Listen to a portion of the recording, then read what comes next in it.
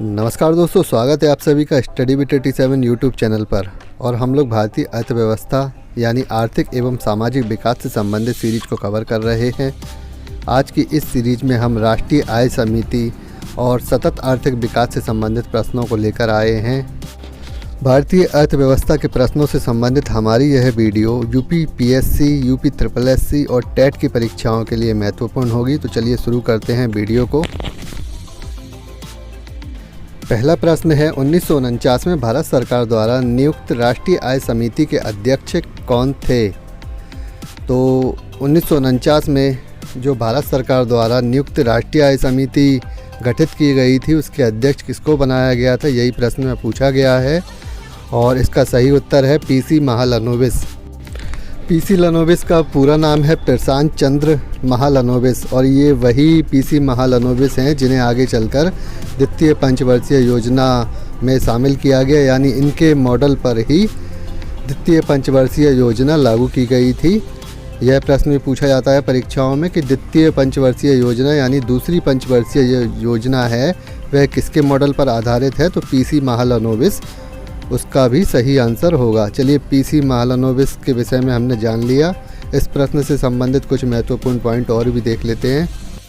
1949 में भारत सरकार द्वारा नियुक्त राष्ट्रीय आय समिति के अध्यक्ष PC महालनोबिस थे, जबकि DR गाडगिल और VKRV राव इस समिति के सदस्यों में शामिल थे।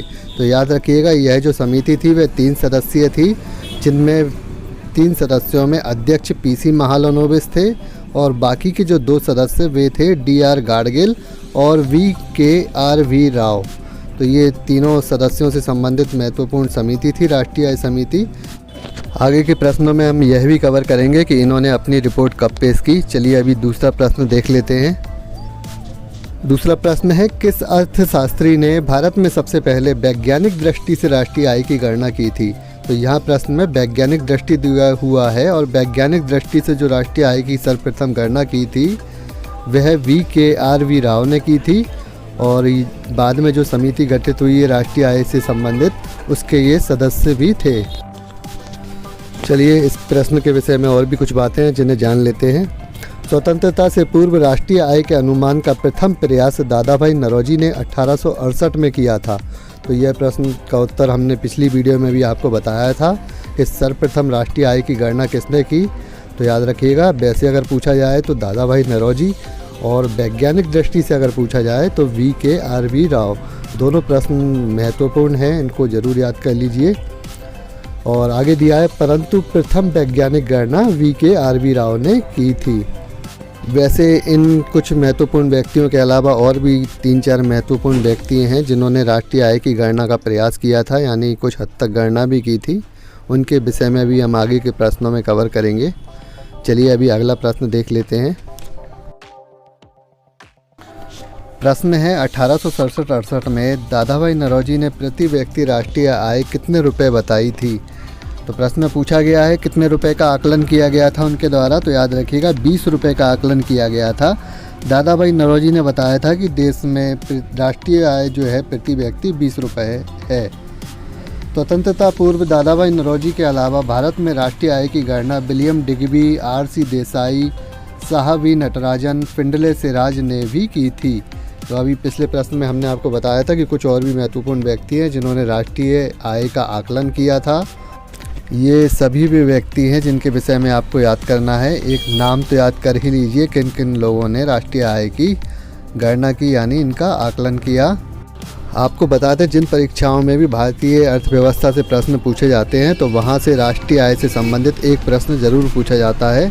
और यकीन मानिए कि राष्ट्रीय आय से संबंधित आपने सभी प्रश्नों को हमारी डिस्क्रिप्शन के साथ पढ़ लिया, तो इसके अलावा बाहर से प्रश्न नहीं मिलेगा।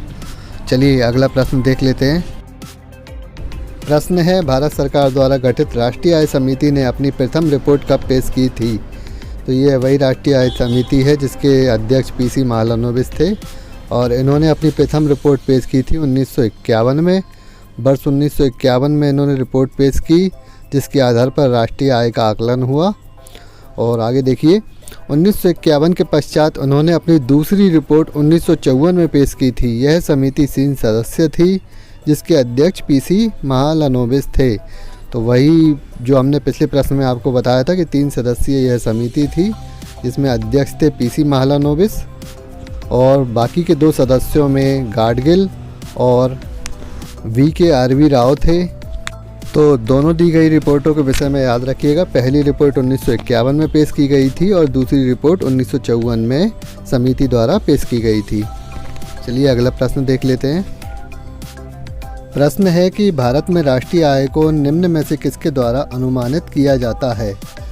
तो किसके द्वारा राष्ट्रीय आय की गणना की जाती है, यही प्रश्न में पूछा गया है और यह संगठन है केंद्रीय सांख्यिकी संस्थान।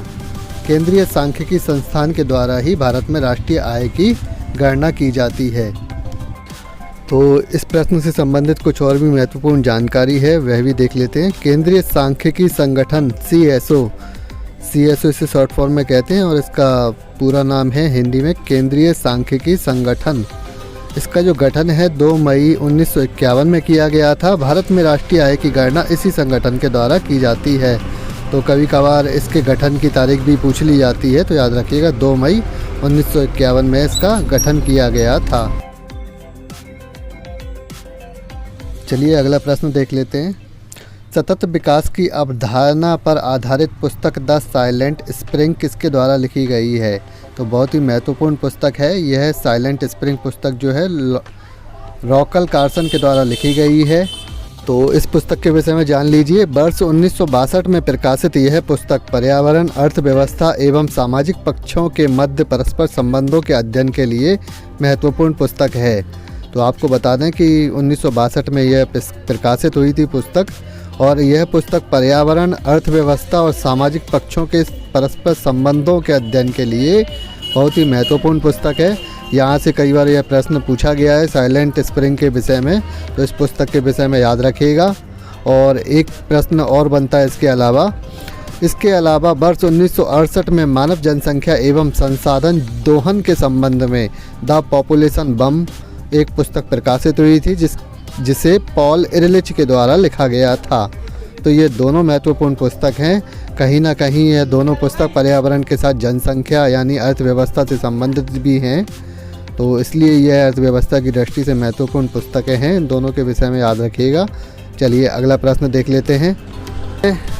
प्रश्न है कौन सा क्षेत्र भारतीय अर्थव्यवस्था की रीढ़ माना जाता है। तो बहुत ही आसान और महत्वपूर्ण प्रश्न है। भारतीय अर्थव्यवस्था की रीढ़ कृषि को माना जाता है। भारत में जितनी भी कृषि की जाती है वह अर्थव्यवस्था की दृष्टि में बहुत ही महत्वपूर्ण है। किस प्रकार है यह भी जान लेते हैं। आज भी भारतीय कृषि भारत के सकल रोजगार का आधा, समग्र राष्ट्रीय आय के लगभग 1/6 भाग और अंतर्राष्ट्रीय व्यापार में लगभग 18% का योगदान रखती है। तो यही महत्वपूर्ण कारण है जिस वजह से भारतीय अर्थव्यवस्था की रीढ़ भारतीय कृषि को माना जाता है। और भारत की कृषि वर्तमान में भी पिछड़ी हुई है। यहाँ के किसान अभी भी अवैधानिक रूप से कृषि कार्य कर रहे हैं। तो अवैधानिक रूप से कृषि कार्य करने का मतलब है कि आज भी पुरानी संस्थाओं पर आधारित कार्य कर रहे हैं। आज भी जो खेत हैं वहाँ हलों का प्रयोग किया जा रहा है। वर्तमान में आधुनिक संसाधनों से कहने का मतलब वंचित हैं हमारे देश के किसान, जिस वजह से आज भी जो कृषि है वह पिछड़ी हुई है। और इन सभी का जो आज महत्वपूर्ण कारण है वह है ग्रामीण गरीबी। ग्रामीण क्षेत्र में आज भी किसान इतने गरीब हैं कि वे अत्याधुनिक जो संसाधन है उनका उपयोग नहीं कर पाते। चलिए अगला प्रश्न देख लेते हैं। अगला प्रश्न है भारत में उगाई जाने वाली नकदी फसलें कौन सी हैं। तो बहुत ही महत्वपूर्ण प्रश्न है। कृषि से संबंधित कृषि अर्थव्यवस्था पर ज़्यादातर यह प्रश्न पूछा जाता है। तो याद रखिएगा भारत में उगाई जाने वाली नकदी फसलों में गन्ना, जूट, कपास, मूंगफली आदि शामिल हैं। नकदी फसलें होती क्या हैं इनके विषय में भी जान लेते हैं। नकदी फसलें वे फसलें होती हैं जिनका उत्पादन वाणिज्यिक उद्देश्य से किया जाता है, यानी कि व्यापार के उद्देश्य से जिन फसलों का उत्पादन किया जाता है वे नकदी फसलें कहलाती हैं। जैसे कि गन्ना, जूट, चाय, कपास, कॉफ़ी, तंबाकू, आलू, मूंगफली, सरसों आदि इनमें शामिल हैं। चलिए बढ़ते हैं अगले प्रश्न की ओर। भारत में हरित क्रांति का जन्म स्थल किसे माना जाता है। तो बहुत ही महत्वपूर्ण प्रश्न है, अनेकों बार परीक्षाओं में पूछा गया है।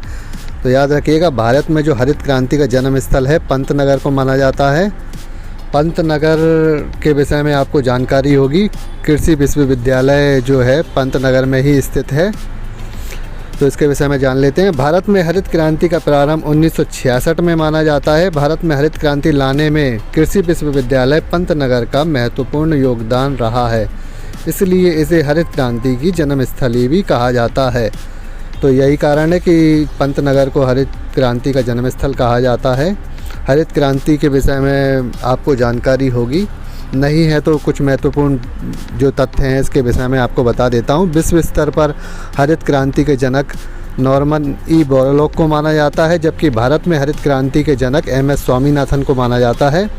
और हरित क्रांति का जो नामकरण है वह विलियम गार्ड के द्वारा किया गया था।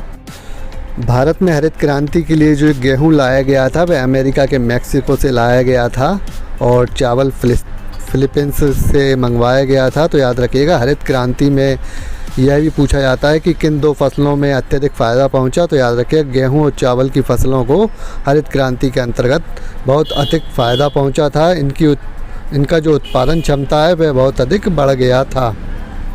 तो ये सभी महत्वपूर्ण पॉइंट है हरित क्रांति के विषय में। इतना तो आपको याद रखना ही है, यहाँ से प्रश्न अक्सर परीक्षाओं में पूछे ही जाते हैं। चलिए वीडियो का अंतिम प्रश्न भी देख लेते हैं। तो प्रश्न है, काली क्रांति का संबंध किसके उत्पादन से है? तो ये कुछ महत्वपूर्ण कृषि क्रांतियाँ हुई थी, उनके विषय में इस प्रश्न में देखेंगे। तो काली क्रांति का संबंध कच्चे तेल के उत्पादन से है। यह प्रश्न अनेकों बार पूछा गया है और इससे पहले हमने आपको बताया था हरित क्रांति का जो संबंध है खाद्यान्न उत्पादन से संबंधित है।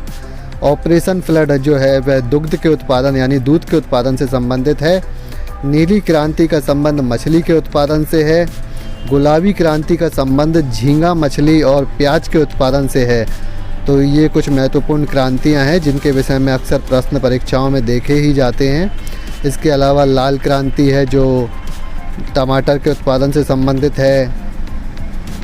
पीली क्रांति तिलहन के उत्पादन से संबंधित है। ये सभी महत्वपूर्ण क्रांतियाँ, इनके विषय में तो आपको ज़रूर याद रखना ही है। चलिए इसी के साथ इस वीडियो को समाप्त करते हैं। इस प्रकार के प्रश्नों की श्रृंखला आगे पाने के लिए चैनल को सब्सक्राइब ज़रूर कर लें और वीडियो पसंद आती है तो लाइक कमेंट भी ज़रूर करें। धन्यवाद।